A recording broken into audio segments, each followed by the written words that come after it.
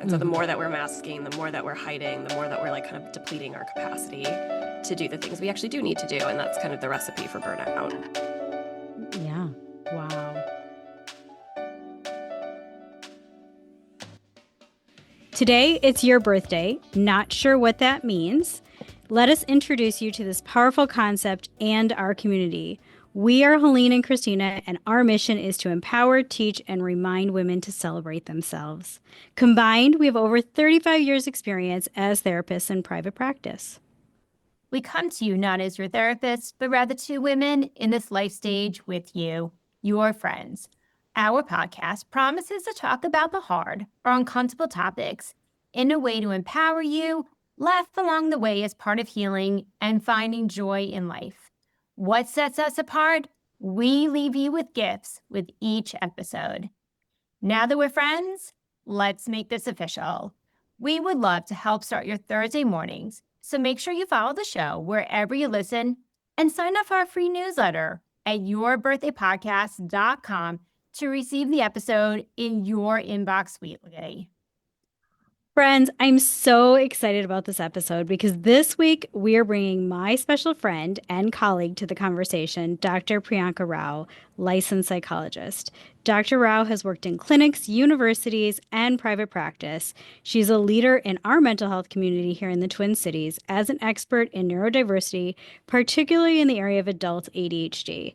We are so honored to have you, Pri, as a member of Therapy Suites for a while, which also offered me the opportunity to get to know her more. She truly is an awesome mental health practitioner with an amazing lived experience. Welcome.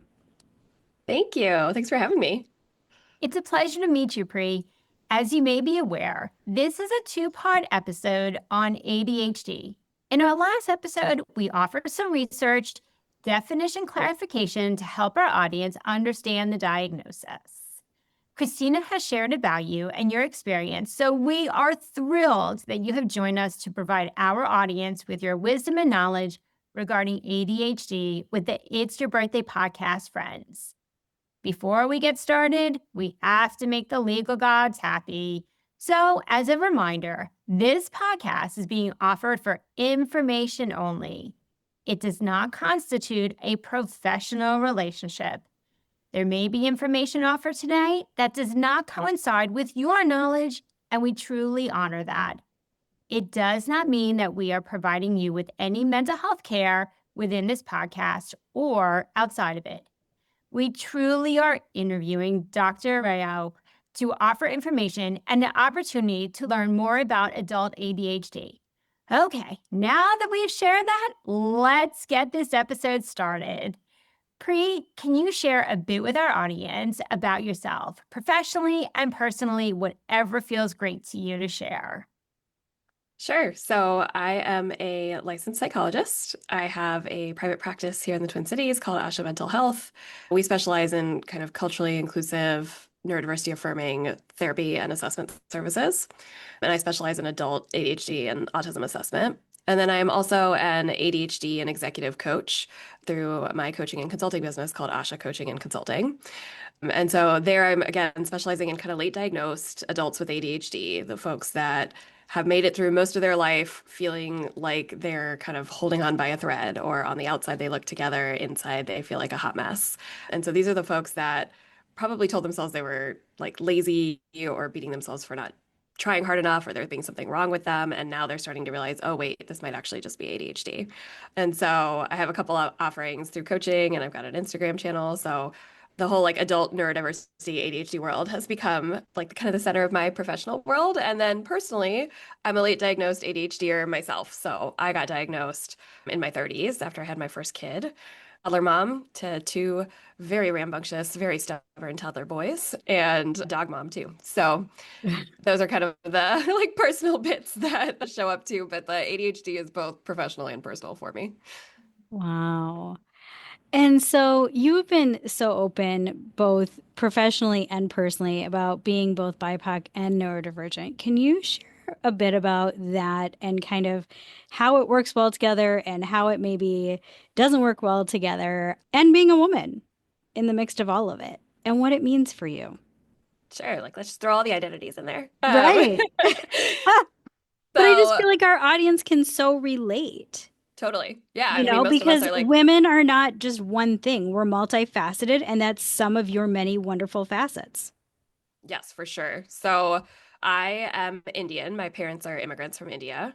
So I'm first generation American, been born and brought up here, but always kind of had one foot in each culture and got to be the first to kind of figure out life here in my family. And so that's a huge part of my identity. It informs kind of my values. It informs my experience of moving through the world. I grew up in suburban Virginia. I'm brown.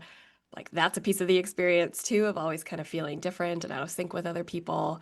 And then being neurodivergent, especially being late diagnosed, like I was saying at the very beginning, like that just came with all these stories through my whole life around why things were hard for me and needing to try harder and culturally, academic achievement and things like that, obedience, etc., are really emphasized and important. And so I always did great in school. I always had good grades. I was smart. I was well behaved. And so I got missed. And so I think that's where like those two things play together really well because culturally, Indians aren't, don't have the best historical track record on the mental health front and don't tend to be like well informed around different mental health diagnoses and how to talk about it. And then you add in the pieces of masking or holding it all internally, both as a girl, because girls tend to do that as well. And then also as an Indian woman, like everything that was going on for me ADHD wise was happening more internally. And historically, what we've looked for is external markers. And so those identities all kind of played together for me to not be diagnosed until my 30s, making it through grad school and all before we figured out that my brain felt like it was on fire. So, yeah, those identities, I mean, they're just a part of everything. They're a part of how I move through every part of my life, how I interact with other humans, how my brain processes what's going on in a room, how I get work done. So it's such a like important and big question because it's everywhere. Right. Can you explain masking to our audience? Because Absolutely. it's very much like a clinical term that we I all know know. really, really well. But I think, we're starting to see some social media about it, but it's really huge in the diagnosis of adult ADHD. Yes. So masking is when we kind of cover up or hide or adjust how we kind of would naturally be to present either a more put together or a more socially palatable or a more socially acceptable version of ourselves. And, I'm using it in the context of neurodivergence. So with like ADHD, that is pretending you have your life together at work when you know you're like way behind on deadlines or projects. It's like becoming a tornado and cleaning your house in like the 20 minutes before somebody comes over so they don't know that you're like generally a really messy person. It's like all the little ways that we try to not show that we operate differently. And masking, I think, applies like cross-culturally too. Like if you think about with Black folks and code switching or other minority identities and how we change like our language or the way that we dress or the vocabulary that we use based on what setting that we're in. So all of those are like iterations of masking. So it's actually a concept that I think most people have experienced or participated in some point in time. Your audience is women, and so women are also like putting on a different exterior in a lot of workplaces. Like if you're in corporate America, you're going to be like hiding the softer parts of you probably and showing up with a lot more like assertiveness or not, depending on your boss, I guess. But like those are all ways that we mask. They're ways that we kind of cover up our internal experience. And the tax we pay on that is that masking takes a lot of energy. And so the more that we're masking, the more that we're hiding, the more that we're like kind of depleting our capacity to do the things we actually do need to do. And that's kind of the recipe for burnout. Yeah. Wow. You said That a is. really powerful phrase, brains on fire. Yes. And I think at that moment, like I can imagine a lot of our audience just raise up the volume or just pause. Brain on fire, I can identify with that. And I think a lot of times they can identify leaning into feeling compassion, empathy for their children because hmm their children may seem to be like overworking, overextending, almost like their brains are on fire. So I'm hoping you can share with us a little bit of how ADHD in adults is similar and different from childhood ADHD. Hmm. Yeah, that's a great question. And a lot of it is like based on internal experience too. So, and so many women, especially, get diagnosed once their kids are diagnosed because No, there's a heavy genetic component, and so you go and you get your kid diagnosed. Yep. And then you're like, "Oh wait, this sounds a whole lot like me." Yeah. Right. But so in childhood, right, our brains are still developing. And so a lot of how we understand the impact of ADHD is around executive function. So this is what I call kind of the CEO or air traffic controller of your brain. This is the part of your brain that's doing planning, organizing, working memory, time management, etc. It's the one that's kind of keeping everybody on track or all the parts of Hmm. yourself on track. And executive dysfunction is kind of the hallmark of ADHD. So as a Hmm. kid, that part of your brain is still developing. So everybody is struggling in that area. But for these kiddos, they might seem a little extra like zoned out or in their own universe, or they might be just like bouncing out of their seat, which is kind of the stereotype that we often have. So you'll notice like a dialed up kind of version of dysregulation, but sometimes it's hard to catch, especially for the kiddos that are like good students or kind of well behaved at school, if you will, and then they kind of fall apart at home because everybody is struggling at that age with some of that executive dysfunction. But Hmm. generally, as kids, they're masking less. So you're going to see it a little bit more. It's more just a matter of like kind of what meaning you attribute to the struggles that you see. So these are the kids that like always forget their homework or get really overwhelmed breaking down a project or have like a disaster of a room that they cannot like understand how to organize or they don't know how to like pack their stuff and they leave stuff at home all the time. In adulthood, that part of our brain has finally developed, but for us ADHDers, it's just kind of sleepy, is the best way I can put it for everybody. So it's not activated to the same degree, and the things that we need to get it going are just different. And so you're going to see it in we have way higher executive function demands as adults as we do when we're kids, because kids get a lot of external structure. So for the adults, it's the folks that like are always missing their bills or forgetting to do their tasks or having a really hard time staying organized at work or constantly forgetting things. The working memory seems to be a really big one, especially as we kind of get older.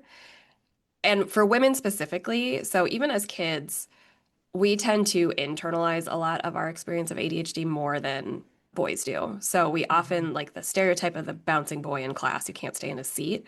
That's not often the girls.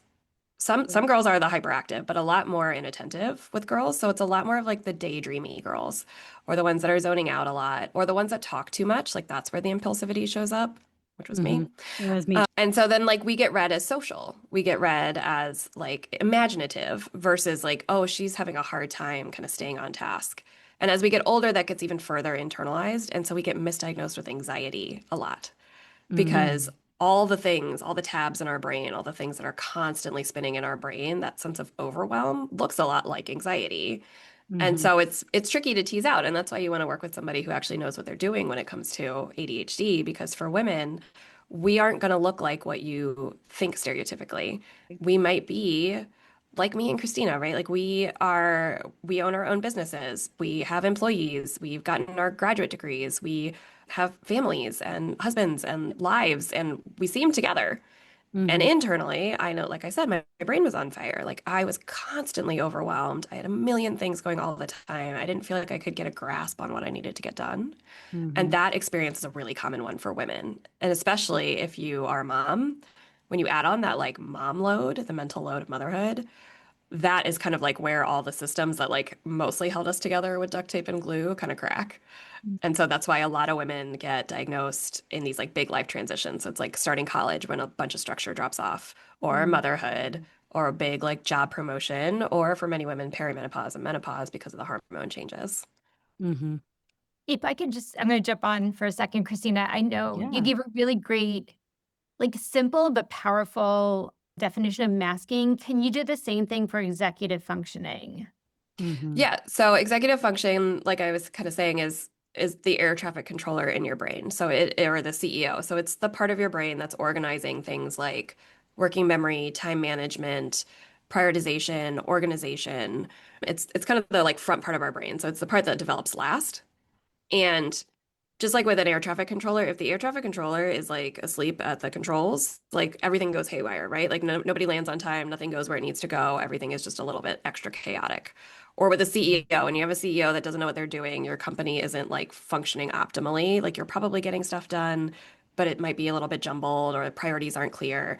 And so with executive function, when you have a hard time with those tasks, getting started on things, finishing things that you've already started, knowing how to break down a project into its component parts, holding things in your memory long enough to actually do something with them. So I'm not talking long-term memory, I'm talking kind of like short-term working memory. So that's reading a phone number on a website and remembering it to type it into your phone.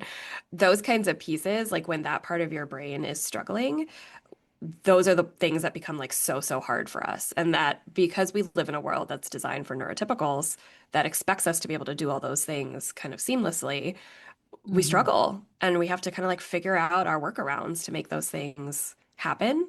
And if you don't know that you have ADHD, you probably just tell yourself to keep trying harder. Like you just Hmm. need to figure it out. You just need to try harder. Yeah, And what you actually need is a different way to do those tasks because your brain is operating differently. 100%. That, I Thank mean, yeah, I know, like, I could never, I grew up in the generation where we had to memorize phone numbers. And I literally, like, my numbers forward is four numbers. Like, my brain can't do more than four numbers. And my husband is incredible with numbers and he can memorize numbers like the instant they go into his short term memory, they're in his long term memory, right? So, I mean, he can memorize total VINs, like, which to me Sorcery. is the longest number in the world, right? Like, I think VINs are longer than pi. I don't know. But anyway, it's just incredible to me. And so he'll spout a number off and he's like, remember this. And I was like, you can only give me four numbers of it.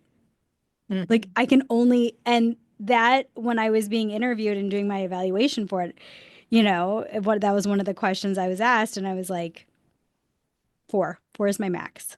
And I'm super smart. Like my IQ is very Hmm. high, but I can't do more than four numbers. Like my brain can't hold it. So I love that. I love how you made it so simplified and understandable and relatable for our audience. And I think this like leads us perfectly into our next question. Hear in my office so much and it like makes my blood boil. But, adult ADHD is on the rise. It's a trend. It's not real. Like, why is it all of a sudden so popular? Yep. And I would love for you to answer that for our audience. Yeah, this drives me bonkers. Or like the is that everybody a little ADHD? Right. And Oh. I just don't know. yeah. The reason it's on the rise, and this applies for autism too, like other forms of neurodivergence, Hmm. is because we understand it better. We've Right. finally done some research on women. We finally understand that there's like nuanced presentations. We understand that it shows up in adults and that it looks different in adults. So our diagnosis rates have gone up because we know what we're looking for. And so, like, yes, we live in a world where short attention spans are almost like manufactured with social media and things like that. Like, yes, there are cultural components that make everybody have a harder time, like, focusing in on what they need to get done. Yeah. And like, ADHD is still very real. Like, what I tell people is everybody has moments of all the symptoms of ADHD. Every person Hmm. has been late. Every person has forgotten something that they need to forget. Every person has probably had a conversation where somebody introduced themselves and you immediately forgot their name. So, yeah, everybody struggles with those things sometimes, but the degree and the scale and the level of impact with ADHD is completely different. It's Hmm. pervasive. It's all over all of your life. It is getting in the Yeah. way of doing what you want to do in a way that doesn't suck for you. And Right. so, if you like, you can't say like, "Oh yeah, well, I forgot stuff at home, twice this week, so I must have ADHD too," right? Like, no, is that your normal? Like, how does that feel for you? How often does that show up? How much does it disrupt your functioning? And I think like the ADHD is like showing up differently now because it's so easy for us to get like the quick dopamine hits and go down the like rabbit hole of social media and things like that. And so those of us that have ADHD are getting like trapped in a brand new way that like wasn't Mhm. really the case in the 90s. And so I think that's part of why it shows up. I think like people are better educated. Like one of the Mhm. positive sides of social media is that people that look like me are talking about ADHD, which means somebody else who's in a family that would never have thought about it or talked about it suddenly sees themselves represented. Or people who are autistic are like coming out and talking more about their shared experience and their lived experience and their internal dialogue. And other people are going, oh my gosh, that's me. And so I Mhm. think there's like greater cultural awareness of what it looks like, Mhm. and there's more information spreading, sometimes in not stellar ways, but often in good ways. And Right. then, like, as clinicians, we're just getting better at understanding how it shows up. My favorite example is like with women, like the research on hormones and ADHD just came out like about a year ago. And so now we understand that like when you're in perimenopause and menopause and estrogen drops, your ADHD like objectively gets worse. We Right. didn't even have that research 10 years ago. And so now when women are saying like my brain has stopped working, I feel like so many women come to me, and I don't know if this happens for you, Christina, but they come to me like thinking they might be in like early stage dementia because their Yes. working memory has Yeah. suddenly gone off the raid, like what is the phrase that I'm looking for? Gone off the radar. Rails. Thank you. No. Yes. Okay. Yeah. Yeah. So it's like their working memory has gone off the rails. They can't find the right word that they need. They're forgetting stuff all the time. Their schedule's a disaster. And they're like, am I in early onset dementia? And I'm like, no, but let's talk about your life to like figure out what this has looked like always. And then we realize that, oh, you've had ADHD and it just got dialed up. That Yeah. being said, definitely get the memory stuff checked out. But like, Well, yeah, I and mean, we didn't have that awareness 5 years ago. we didn't. And it's so funny because I've been diagnosing ADHD my entire career. My entire career. Hmm. And I give out the questionnaires, I do the testing. Like, it never dawned on me about myself. I saw my daughter and I was like, yes. And then a friend and a colleague of ours, Ashley, I said something to her and I was like, there's so many moments that I wonder if I have ADHD. And she's like, you don't know that you have it? And I was like, what the hell? Rude. I Wasn't know. It's like, that. first of all, if you knew it, why didn't you say it earlier? Like, I think we're beyond that point of our friendship. Yeah. And secondarily, like, I was frustrated with myself because I'm like, I have great self awareness that I've totally missed the mark on it. And, Mhm. I'd been reading adult ADHD, but I'd always done it on the lens of like the doctor caring for her patients, never the internal lens. Hmm. And Yeah. so, like, it was eye opening. And I remember, like, after I was diagnosed, coming to Helene, and I was like, this makes so much sense. And she was Hmm. like, it does. Yeah. Because I always feel like the storm. I Yeah. always feel like the storm. Like in our business relationship, I'm like, I bring the chaos and she like brings the organization. Yeah, that's why when you and I sit down together, we're like, what about this idea and that I idea and know. this thing? We do. We do. We like, yeah, we totally entrepreneur Right. Your Yes. brain's on some. fire in a great way. And that leads us right into a really great question. I love how Christina does that. She gives us the runway, the next question. What do you think are some key tools other than an amazing friend named Ashley to help someone figure out if they have ADHD? Great question. I mean, I think like doing some of your own research, listening to podcasts like this, and there's a lot of other great ones. There's so many people, pick people that actually have degrees and licenses on social media that talk about this all the time. Like, see if your experience is represented. I would Mm. also pay attention, like, how pervasive is this? Is this showing up everywhere or is this just in one part of my life? If it's just in one part of my life, there might be a different thing going on there. Or have I always struggled with this, but it's in like slightly different flavors in each chapter? Or is this something completely brand new that just started? Because ADHD is developmental. So Mhm. you will see it in childhood. Mhm. What irks me, is that the right word? Yeah. What irks me is that like so many of us as clinicians, we did not get great training on neurodivergence as a whole, and definitely not with what it looks like in adulthood. So many of Mhm. us like don't even know what to listen for. And then like when it comes time to like question clients, so many people, so many assessors that like kind of don't specialize in this or aren't current will just ask like, well, did you have ADHD when you were young? Did you struggle with this when you were young? And people will, myself included, will first answer no because it looks different. And so if you don't know how to Mhm. like ask the right question, if you don't know what you're looking for, then like people get missed. And so historically, I like assumed I had anxiety because if I went like, oh, was I ADHD as a kid? I would have said no. If you'd asked me, did you get in trouble for talking in class all the time? Heck yes, it's on every report card. Was your room always a disaster? Yes. Did you lose things all the time? Yep. My mom used to joke that if my head wasn't attached to my body, I would lose it. Like those things ping as like yeses for me. But if you just said, did you have attention problems, I would have said no because I was a good student and I loved reading and I could do that for hours. And so I think like talking to people that actually know what they're talking about is really helpful for kind of teasing some of those things apart, Mhm. taking a look at like how impactful it is across the board. For women, are you anxious globally or are you overwhelmed by the volume of things in your brain? Are you fearful of outcomes or is it more overwhelm? Mm-hmm. If you are somebody who has figured out your systems, you're very organized, you've got a planner, what happens if the planner gets left at home? Does your world fall apart? Because if you like need those tools to function, awesome, you found the tool you need. But then if it goes away and you fall apart, like that's an indication that you're working with some executive dysfunction there and like you need the tools.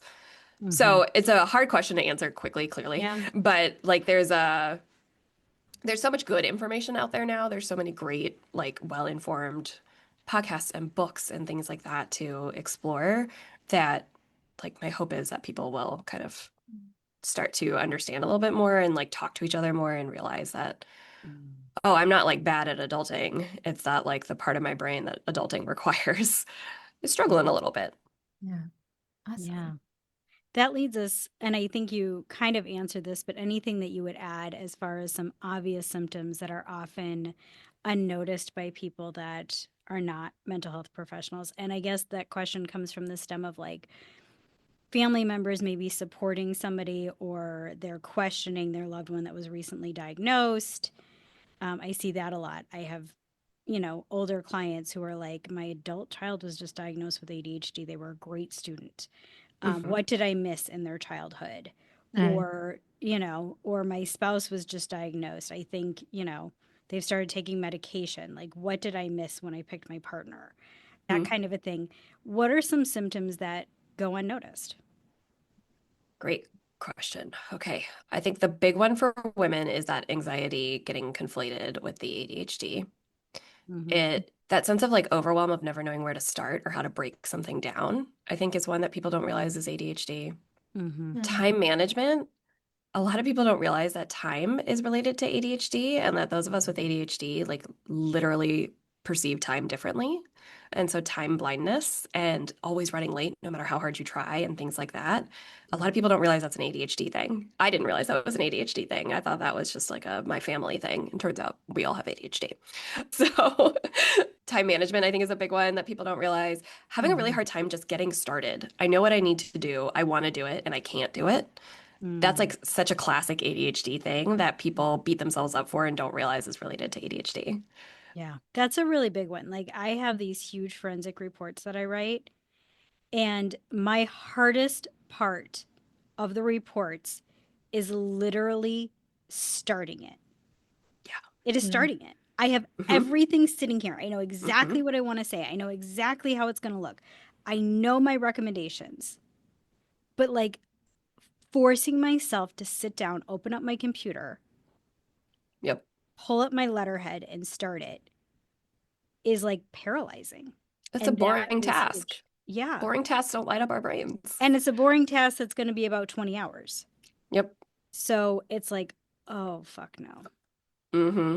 You know? Another one that like I think people don't realize is so a big myth that I often hear is like, well, if you can focus just fine on something you enjoy, Mhm. and then people think that means that you don't have ADHD, and our brains operate on like interest. We have interest-based motivation systems, and so Mhm. if something is interesting to us, our like our executive function, our air traffic controller is like on like firing on all cylinders. It's doing it what it needs to do, and so we can Mhm. focus and we can get stuck and then or we can get like stuff done and then if it's something that's like important but not interesting or not exciting or not novel it's really hard to kick our brain on and Mhm. so something being important is just not enough to get our brain going but for neurotypicals it is and so that is one of those like disconnects that I see a lot where people are like well you can focus just fine for this chunk of time and then the follow-up question there is like okay but can you come off that thing when you need to or do you get stuck there Do you hyper because focus? exactly. And so it's not like it's the one of the worst named disorders because well, one, I have an issue with the word disorder in the first place because I think it's just a neurotype. But beyond that, it's not a deficit of attention. It's more of like a challenge of regulating your attention. Like, can you make Yes. your Mhm. focus go where you want it to go when you want it to go there?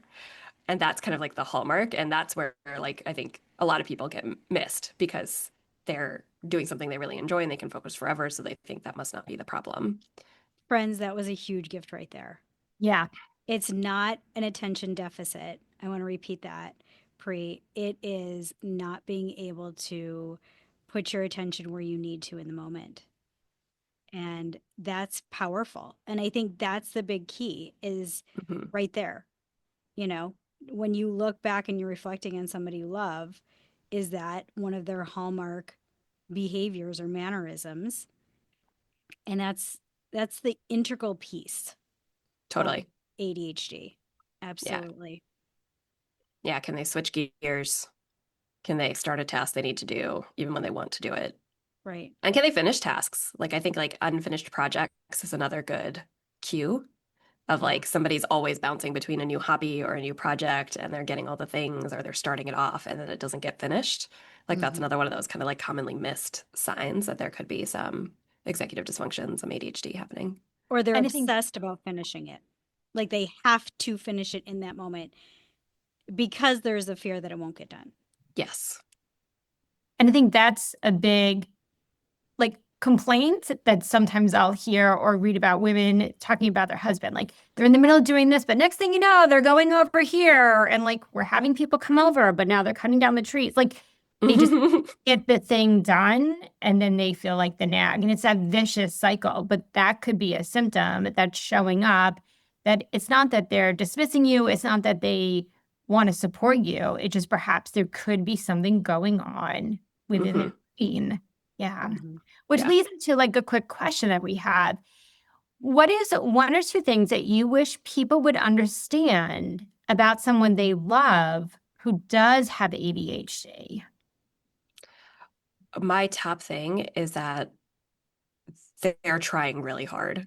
Like, I think the message we often hear is that somebody is lazy or they're not trying hard enough or they don't care. Hmm. And every person I have worked with, and myself included, we care so deeply. We want so badly to do well. And we are like just working with a brain that's not cooperating with us. And so, like, I wish families would give folks that kind of benefit of the doubt and understand that this isn't a lack of caring or even a lack of capacity. It's just an inability to do it in the way that, like, they're expected to do it in that moment. And so they just need to come at it from a different angle. And so, yeah, I wish like family members understood that and like we don't love this. We don't like being late all the time. We don't love being a hot mess and forgetting everything. And so I understand that it's so frustrating for partners and for family members and parents, etc. And like we aren't being a pain in the butt on purpose. Like we are also annoyed we're always late. We are also annoyed that like we lose track of all our stuff. And so getting like mad at us for this thing that like we're equally frustrated by isn't really helpful. But asking like, okay, well, what's going awry here? Like, what can we switch in how we're doing this? That would be very supportive. Hmm. So truly compassion and trusting the good under the behavior that doesn't match what you really believe your partner is Yeah, what. like if you can ascribe it to like behavioral needs or like system and support needs versus something about that person's character, Right. Mm. that gives both of you space to kind of grow and work with it and thrive versus if you're ascribing it to something about their character, they're discouraged, you're discouraged, everybody's in like a crappy place. Another huge gift. Thank you. I'm going to ask our final question.